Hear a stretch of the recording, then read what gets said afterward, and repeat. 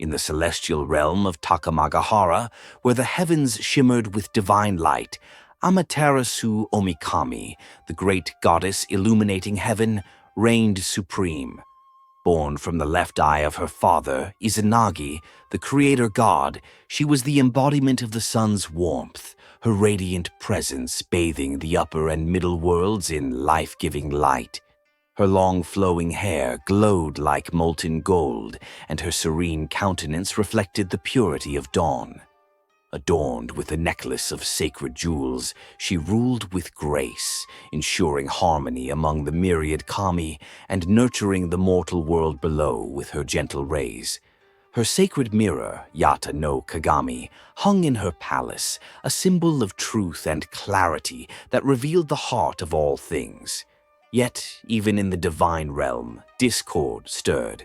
Amaterasu's brother, Susanoo, the storm god born from Izanagi's nose, was a tempestuous force, his heart wild and untamed. While Amaterasu governed with order, Susanoo reveled in chaos, his laughter like thunder rolling across the plains.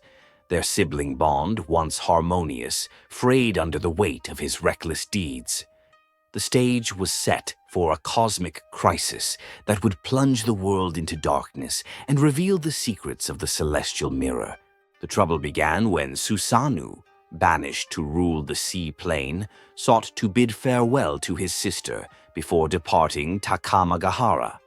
Amaterasu, ever gracious, welcomed him to her palace, hoping to mend their strained bond. To prove his goodwill, they engaged in a divine pact. Susanoo offered her his sword, and she gave him her jeweled necklace. Chewing and spitting out the sacred objects, they birthed new kami, Amaterasu from the sword, Susanoo from the jewels. But Susanoo's pride swelled, and he proclaimed his creations superior, mocking his sister's gentle authority. His defiance escalated into destruction. Susanoo tore through Amaterasu's sacred rice fields, uprooting the carefully tended crops and scattering them to the winds. He defiled her sacred halls, leaving chaos in his wake. The final outrage came when he flung a flayed horse, a creature sacred to the sun, into Amaterasu's weaving hall, where her divine maidens wove the fabric of the heavens. The loom shattered, and one maiden, pierced by the debris, fell lifeless. Amaterasu's heart broke. The storm god's cruelty was a wound too deep to bear. Overwhelmed by grief and indignation, Amaterasu retreated to the heavenly rock cave, Ama no Iwato, sealing herself inside. As she vanished, her radiant light faded, and darkness enveloped the worlds. The sun ceased to rise, crops withered, and the mortal realm trembled under an endless night. The kami of Takamagahara, sensing the imbalance, gathered by the heavenly river of serenity, their voices heavy with concern. Without Amaterasu's light, the cosmic order teetered on the brink of collapse. The wisest among the kami, Omohikani, known as Think Gold, called an emergency council.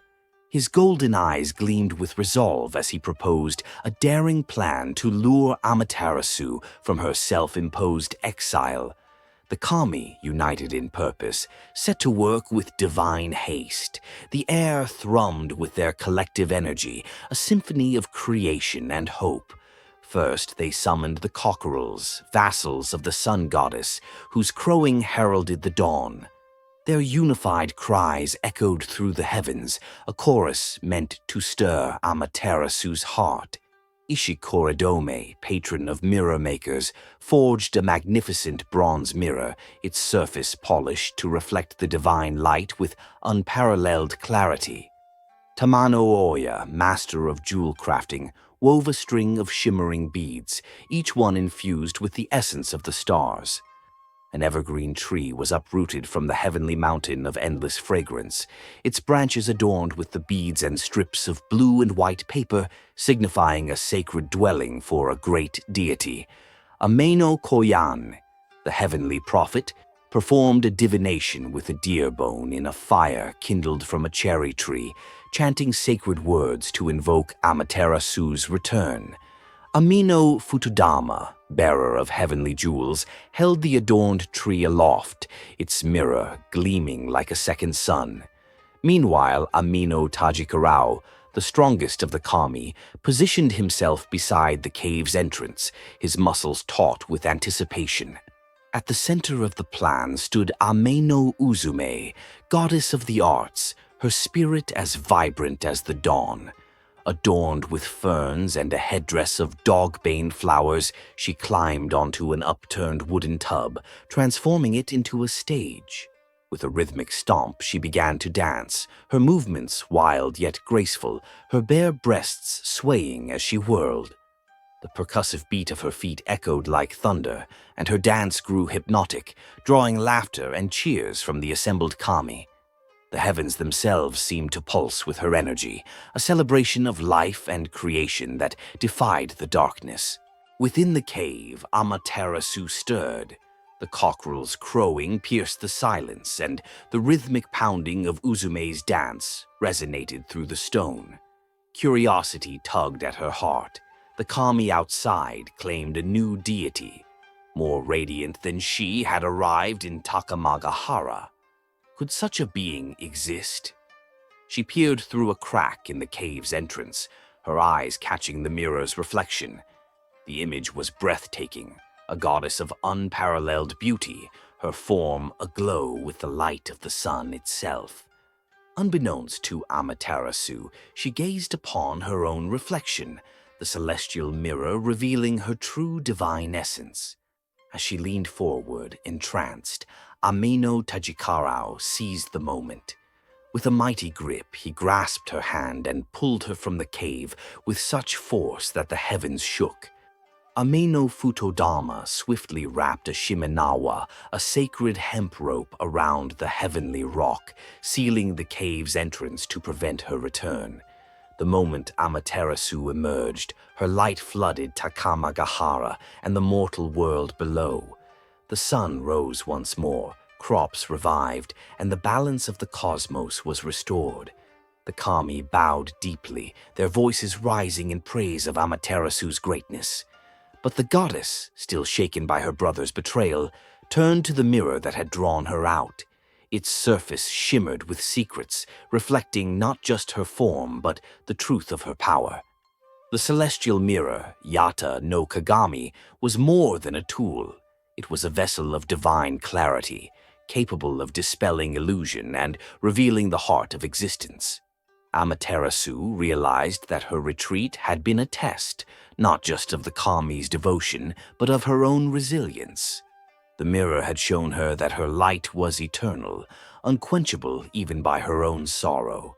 Amaterasu forgave Susanoo, though his punishment was exile to the mortal realm, where he would atone through heroic deeds. She returned to her throne in Takamagahara, her light stronger than ever. The celestial mirror was enshrined at the grand shrine of Ise, one of the 3 imperial treasures of Japan, alongside her jeweled necklace and a sacred sword. It became a symbol of her divine authority, passed down through the imperial house, which claimed descent from her radiant lineage. Amino Uzume's dance, born of joy and defiance, became the foundation of Shinto ritual, with priestesses and priests dedicating sacred dances to the kami to this day. The mirror, too, held a lasting legacy, its reflective power warding off evil and guiding mortals toward truth.